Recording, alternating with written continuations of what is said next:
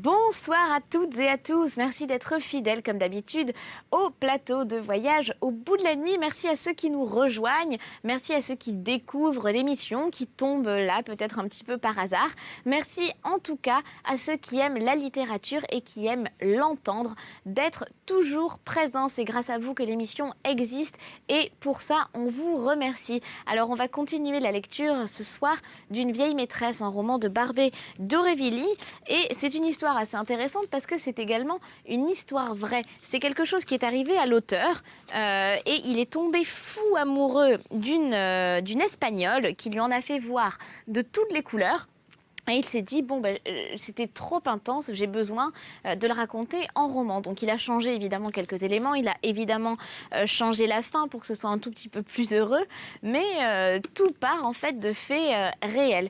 Donc je vous conseille vivement, si vous avez envie d'approfondir un petit peu, d'aller revoir les replays sur le site internet de l'émission, bien sûr, puisque vous vous en doutez, je ne vais pas commencer le roman, je vais le prendre en cours de route. Ça fait déjà 2 émissions que je suis dessus, et avant il a été commencé je crois par une autre lectrice, je crois que c'est Laura, donc je vous conseille d'aller revoir les replays. Et si vous avez envie d'aller plus loin, sachez que c'est un roman qui a été également adapté au cinéma par Catherine Breillat et qu'il a été sélectionné notamment au Festival de Cannes. C'est un très très beau film avec notamment une comédienne que j'aime beaucoup qui s'appelle Roxane Mesquida et avec également Asia Argento. Voilà, je vous conseille de le voir ou de le revoir si vous l'avez déjà vu parce qu'il est vraiment très bien.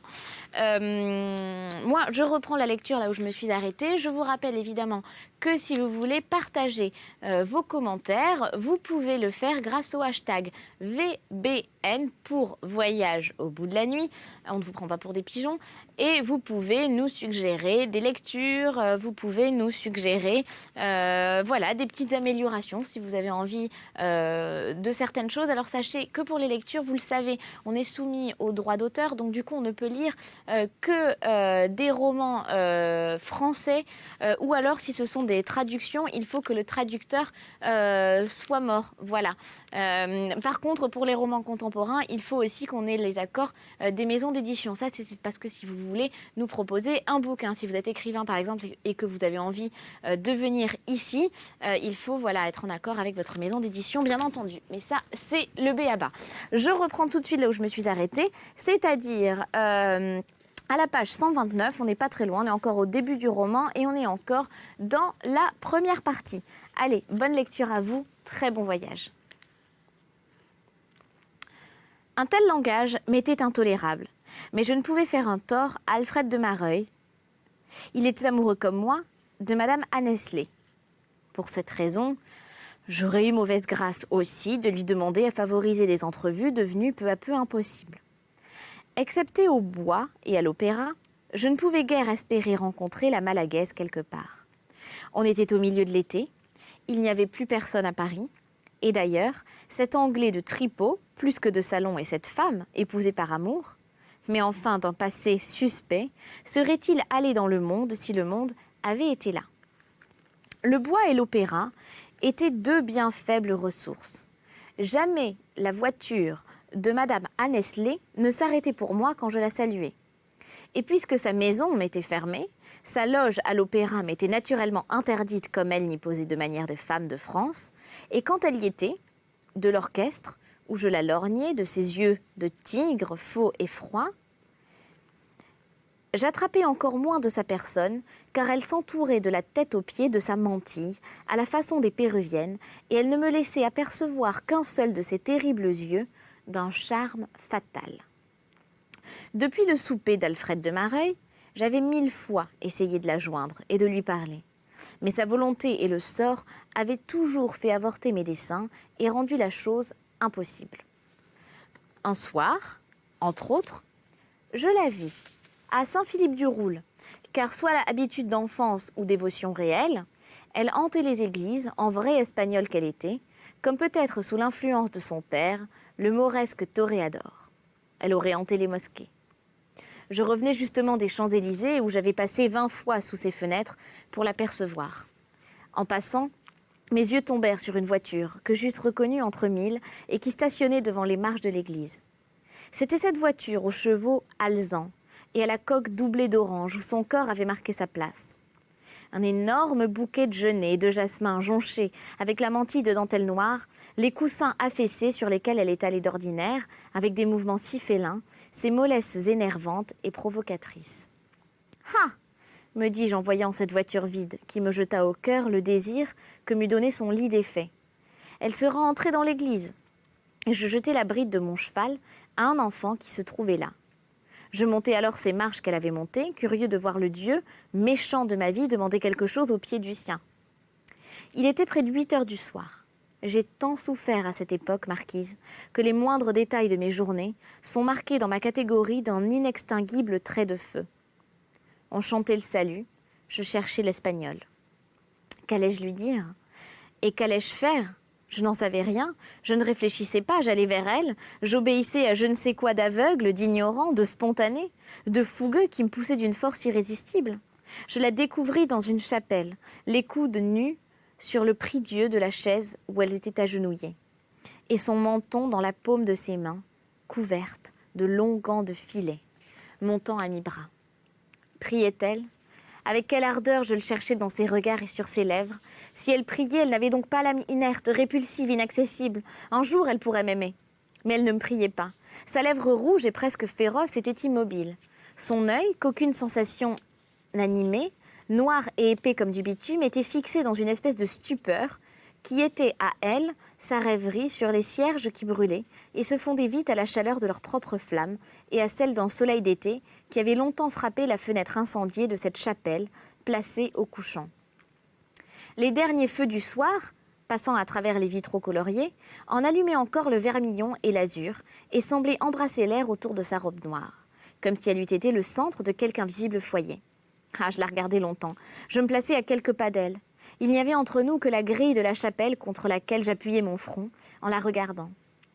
Marquise, ce que j'éprouvais est inexprimable pendant ce touchant office du soir, sous les sons de l'orgue, qui depuis je n'ai jamais pu entendre sans trouble, aux dernières clartés d'un beau, et à 3 pas de cette femme que je n'avais pas revue de si près et si longtemps depuis le souper du comte de Mareuil.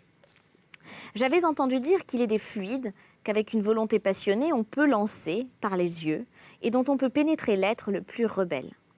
J'essayais de la couvrir de ces magnétiques et fulminants regards. Il me semblait que pour toute mon âme, s'en allait de moi, par les vœux, pour inhiber de toute ma vie ce corps adoré et maudit. Eh bien, la science mentait, marquise, la passion mentait, tout mentait. Elle ne se retourna pas vers moi une seule fois. J'ai laissé la trace de mes ongles sur cette grille qui me séparait d'elle un jour avec elle. Je suis retournée à Saint-Philippe et je lui ai montré ces vestiges de fureur soulevée en moi et laissés par moi dans du fer. Au sein des désordres de ma jeunesse, je n'avais jamais été impie. Et pourtant, ce soir-là, à cette religieuse cérémonie qui aurait dû me pénétrer d'un saint respect, je ne vis que cette femme devant laquelle je me serais prosternée sur un signe, comme les fidèles se prosterneraient devant l'autel. Mais ce signe, elle ne le fit pas. Quand le salut fut terminé, elle passa près de moi, sans un regard à me donner, baissant le front avec un air dédaigneux et farouche. Je la suivis dans la foule, me sentant défaillir à l'idée que peut-être, en sortant, je pourrais dans les flots compacts de cette foule, la prendre et la serrer sur mon cœur. Dieu ne permit pas ce sacrilège. Elle semblait lire dans mes desseins pour les tromper. Elle alla au bénitier, y plongea la main et sortit rapide. Elle s'était déjà élancée en voiture quand, à mon tour, je sortis de l'église. Je n'avais même pas pu effleurer sa robe. Et lorsque je m'avançai vers la calèche où elle s'était recouchée, elle partait. La figure à moitié cachée par le bouquet de genêts et de jasmin d'Espagne, dans les parfums duquel, comme dans cet orifice du soir auquel elle venait d'assister, elle cherchait peut-être des sensations et des souvenirs de son pays. Vous avouerez, marquise, que si elle avait l'intention d'aiguillonner l'amour par la contradiction et par le mystère, elle s'y prenait avec la science de la plus admirable coquette. Mais ce n'était pas une coquette, c'était une femme vraie, vous allez voir. Ai-je besoin de vous dire qu'amoureux comme j'étais, outré comme j'étais d'être rejeté loin de cette femme incompréhensible qui m'avait excommunié de sa vie, je lui avais écrit, ne pouvant lui parler, tentant encore, au risque de la compromettre vis-à-vis de son mari, cette dernière chance de l'intéresser à la passion que j'avais pour elle. J'avais hasardé une 20aine de lettres, avec l'espérance insensée de ces Italiennes qui mettent à la poste des jésuites à Rome celles qu'elles écrivent au bon Dieu. Mais Dieu eut plus répondu qu'elle, et toutes mes lettres m'avaient été renvoyées avec la plus insolente ponctualité. Cependant, un parti si bien pris de m'éviter et de repousser tout ce qui pourrait venir de moi commença à me désespérer, si elle avait toujours été d'une vertu farouche. J'aurais cru l'apprivoiser à la fin, mais c'était une fille du Midi, aux veines noires et pleines, née d'un amour coupable dans le pays, de la vie, et qui n'avait jamais, disait-on, économisé par principe sur ses fantaisies. Ces êtres-là sont invincibles quand il s'avise de résister. Mon amour-propre ne pouvait se donner de consolation d'aucune sorte. Il était bien avéré que si elle me fuyait, c'est que je lui déplaisais aussi réellement qu'elle me l'avait dit. Je n'étais pas aimée. Quel coup de foudre à mon orgueil, mais aussi quel coup de foudre à toute mon âme, car je l'aimais, moi. Ce que je sentais n'était pas un désir mordant qui prend le cœur et puis le laisse accabler devant l'impossible. C'était un amour qui me brûlait le sang et la pensée. C'était le faisceau de tous les désirs, en un seul. Et quant à l'impossible, j'aurais bravé, Dieu me damne, jusqu'à la volonté de Dieu. Ma chère marquise, si je vous racontais mes sentiments plus que les événements de cette histoire, je ne pourrais vous dire fidèlement ceux de cette époque de ma vie, tant ils furent affreux. Il me semblait que j'avais un cancer du cœur. Ne pas être aimé, c'est toujours un effroyable supplice, un non-sens humain, car l'amour devrait appeler l'amour, mais ne pas l'être pour la première fois, quand les femmes vous ont appris l'orgueil de la fortune, qui s'ajoute à votre autre orgueil, mais n'être pas aimé par une créature laide et chétive qu'on juge bien inférieure à soi, qu'on écrase de son intelligence, qu'on méprise presque dans son corps et dans son esprit, et qu'on ne peut s'empêcher d'adorer et de placer dans tous ses songes, c'est là une des catastrophes de cœur à laquelle, dans les plus cruelles douleurs de la destinée, il n'y a rien à comparer. Si parfois j'avais dans ma vie traité trop légèrement des âmes qui s'étaient livrées à moi, elles étaient bien vengées maintenant. J'expiais ce que j'avais fait souffrir, elles ne m'aimaient pas, j'en arrivais de dépit, de fatigue, de rage aux projets les plus ridicules et les plus fous, que je comprenais bien alors le monstrueux amour que Caligula avait pour cette statue de Diane qu'il emportait avec lui partout. Il en était au moins le maître absolu. Le marbre ne pouvait pas aimer, et substance inerte, se laisser dévorer sans résistance. Mais elle, les idées d'oppression sauvage, d'abus terribles, de la force me montraient à la tête, comme vous disiez, vous autres, du XVIIIe siècle, avec une expression qu'on trouverait bien brutale à présent. Je voulais l'avoir à tout prix. Tantôt je pensais à m'introduire chez elle la nuit, comme un voleur, à lui mettre le pistolet sur la gorge, ainsi que l'avait fait le colonel de Naldi à la belle marquise de Valmore, qui s'était exécutée dans une grâce de lâcheté bien digne de nos jours corrompus. Tantôt je projetais de l'enlever de vive force, comme si c'était chose facile que d'enlever malgré elle une femme qui était toujours accompagnée et ne sortait jamais à pied. Bon, évidemment, j'extravaguais. Un matin, j'étais sortie d'assez bonne heure à cheval, pour rompre un peu par le mouvement avec l'insupportable idée fixe qui me dévorait. J'étais d'instinct ou d'habitude allée du côté de la Malagaise, qui se promenait chaque jour pour ses loisirs nonchalants, dont au nom de l'amour, comme de la vengeance, j'eusse tant désiré faire de cruels ennuis. Je m'étais avancée assez loin dans Passy, comptant bien me rabattre sur le bois de Boulogne, où circulent les promeneurs élégants de l'après-midi, où j'avais chance de voir filer la calèche noire et bleue qui me passait tous les jours. J'étais arrivée dans cette partie de Passy qui se creuse comme un ravin, et dont la courbe expire devant un petit vallon. Des maisons de campagne commençaient de s'y élever. On appelle, je crois, cette partie cachée de Passy le hameau de Bougainvilliers. Je venais de déterminer une course forcée et je mettais au pas dans un chemin bordé de peupliers, mon cheval fatigué. Tout à coup, une femme à cheval aussi, en amazone grenat et en casquette de velours noir, parut à l'extrémité du chemin où j'étais. Les amoureux sont comme des somnambules. Ils ne voient pas seulement avec les yeux, mais avec le corps tout entier. Je reconnus Madame Annesley à une distance qui m'eût caché toute autre femme. Elle était seule. C'était le ciel qui me voyait ainsi. Je réprimai un cri de sauvage. Comme elle n'avait pas les mêmes raisons que pour moi de la voir de loin, elle s'avança sans défiance, et quand elle me reconnut, il n'était plus temps de m'éviter.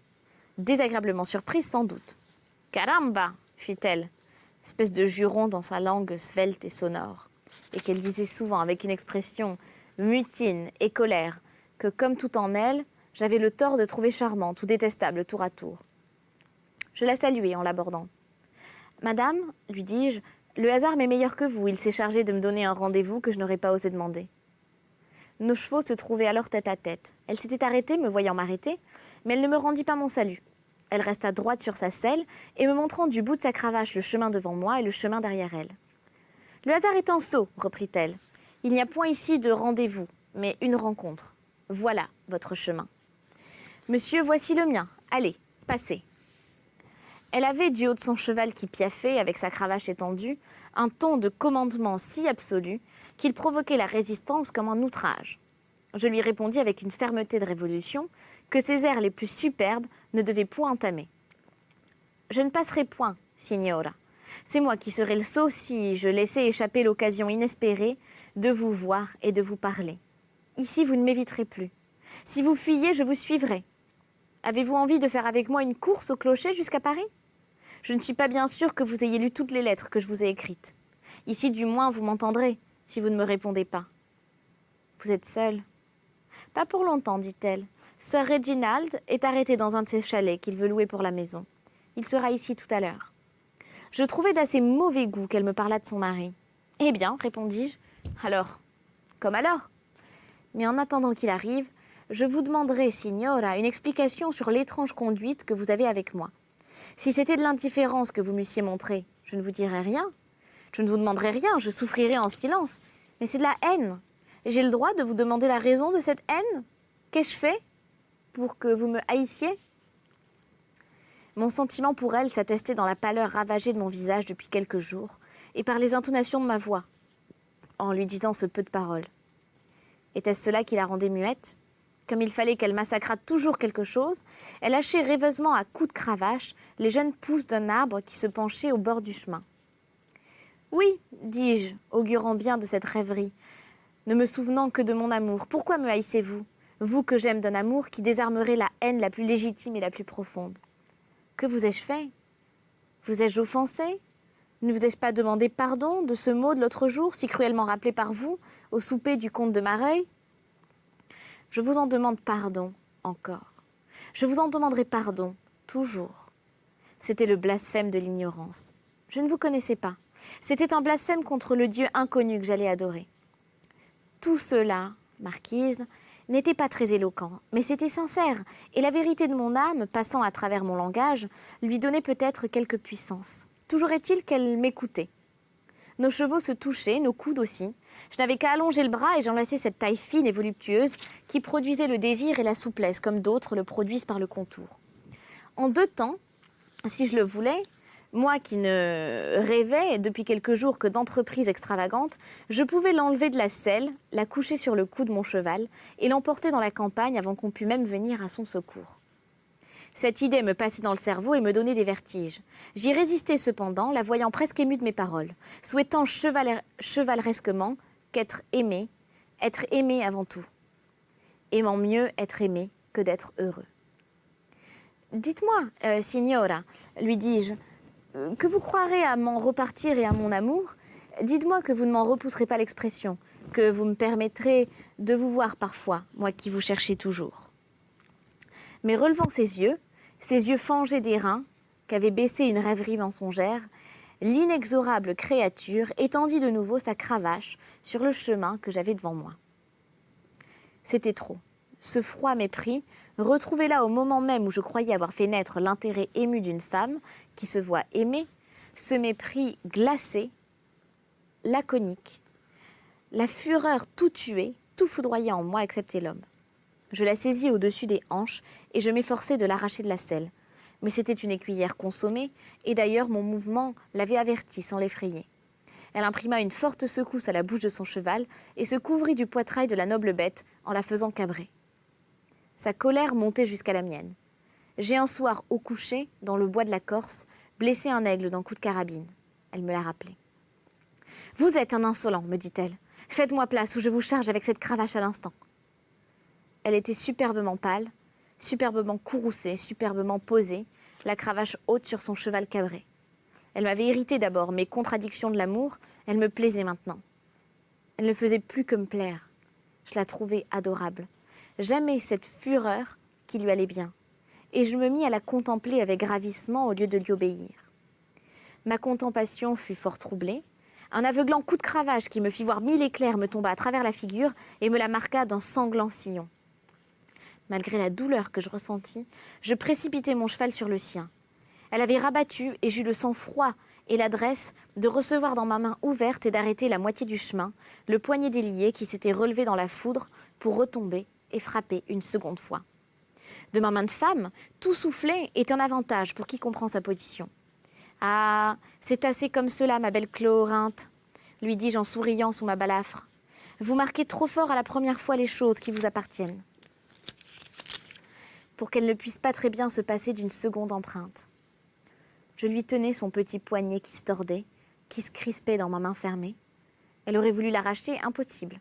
Elle aurait voulu me voir furieux de ma blessure, je plaisantais. J'étais le plus fort. J'étais son vainqueur, j'étais son maître. Ces sensations étaient inexprimables. Ce que j'avais manqué d'abord, je pouvais le recommencer. En lui tenant la main dans la mienne, je la repris à la taille du bras que j'avais de libre. Je l'étreignis. Elle se débattait. Nos chevaux se choquaient, se mordaient. On eût dit le combat corps à corps de deux ennemis acharnés. Au fait, elle était mon ennemie. « Reginald, Reginald !» se prit-elle à crier de toutes ses forces. « Signora, lui dis-je, c'est pis qu'un coup de cravache en pareil nom. Je vais l'étouffer sur vos lèvres. » Et quoiqu'elle se renversât, jusque sur la croupe de son cheval pour éviter mon baiser de vengeance, elle allait pourtant le recevoir, quand un poing fermé et lourd, comme s'il avait été couvert d'un gantelet, me frappa si violemment sur l'épaule qu'il me fit chanceler sur ma selle. Je me retournai. C'était Sir Reginald Annesley, que je n'avais point entendu venir dans ma lutte avec la Malagaise. Sa violente intervention était une injure et une attaque.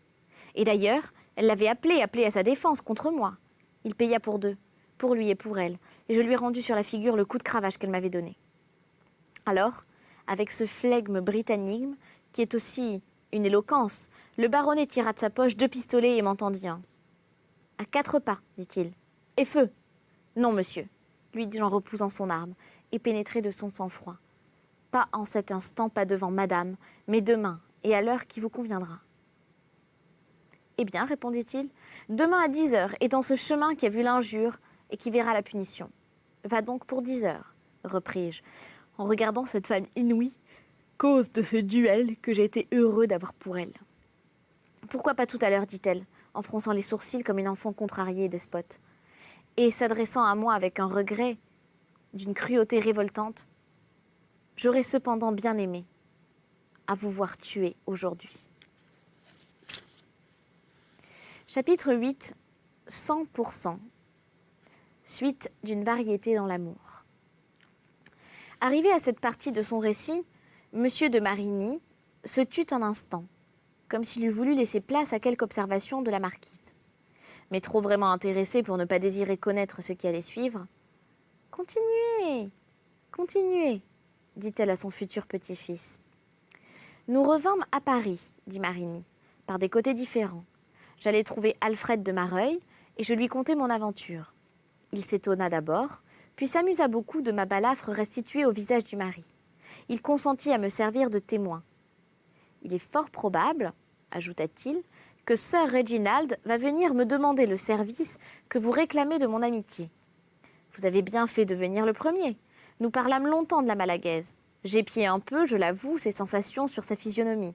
Mais rien dans sa personne ni dans ses paroles ne trahit la discrétion d'un homme heureux. Le lendemain, à 9 heures, nous étions au hameau de Boulainvilliers, le comte de Mareuil, le comte de Sérisy, qui s'était adjoint, et moi. En allant, Mareuil m'avait raconté que ses prévisions s'étaient justifiées et que Sir Annesley l'avait prié la veille au soir de l'assister dans son duel. Il le sera probablement, dit le comte, adressé sur mon refus à quelques compatriotes en voyage, car il ne connaît personne à Paris. Au moment où nous entrons dans une extrémité dans le chemin bordé de peupliers, que nous avions choisi pour notre rendez-vous, nous vîmes arriver, à l'autre extrémité de ce chemin, la calèche anglaise de Sir Reginald. Elle vint à nous du trot léger de ces 2 magnifiques chevaux alezans qui la traînaient. C'était un véritable gentleman que Sir Reginald. Quand il s'agissait d'un duel, il se piquait d'exactitude. Il descendit de sa calèche aussi lestement qu'il l'eût fait devant Tortoni. 2 jeunes gens l'accompagnaient. Ce sont mes témoins que je vous présente, messieurs, en nous saluant avec politesse et dignité et en donnant la main au comte de Mareuil. « Et voici les miens, monsieur, répondis-je, en désignant du geste messieurs de Mareuil et de Sérisy. Il n'y avait plus qu'à faire les préparatifs d'un combat dont personne de nous ne contestait la nécessité. C'était au pistolet que nous devions nous battre. On nous plaçait à la distance de 40 pas. Nous devions marcher l'un sur l'autre et nous pouvions tirer quand il nous plairait, même à bout portant. Pendant que l'on comptait les pas, le croiriez-vous, marquise, j'avais reconnu la Malagaise dans le second témoin de Sir Reginald. Je pris par le bras le comte de Mareuil et l'entraînant à l'écart. « Vous rappelez-vous, lui dis-je, le fameux duel du duc de Buckingham et du duc de Shrewsbury, dans lequel la duchesse, déguisée en page, tint le cheval de son amant et décampa avec lui quand le pauvre diable de Marie eut été couché sur le carreau. Tenez, voici le pendant et le contraste de cette célèbre aventure. Voici une demoiselle d'Espagne qui va donner à la grande dame anglaise une leçon de moralité. Regardez. Par la mort, c'est la Malagaise, s'écria Alfred de Mareuil stupéfait. Voilà qui est de plus en plus incompréhensible. Quel diable de haine enragée avez-vous allumé dans cette femme? Cela passe toute proportion connue. Mais je l'avoue, cela commence à me révolter. Oui, d'honneur. J'ai beau être amoureux d'elle, un pareil acharnement ne l'embellit pas. C'est odieux. Et Sir Reginald, dit-il encore, qui consent à prendre sa femme pour témoin dans une affaire aussi sérieuse, ces Anglais poussent-ils loin l'excentricité? J'ai envie de déclarer à ces messieurs ce qui en est et de protester contre l'inconvenance de la présence d'une femme ici. Gardez-vous-en bien, répondis-je.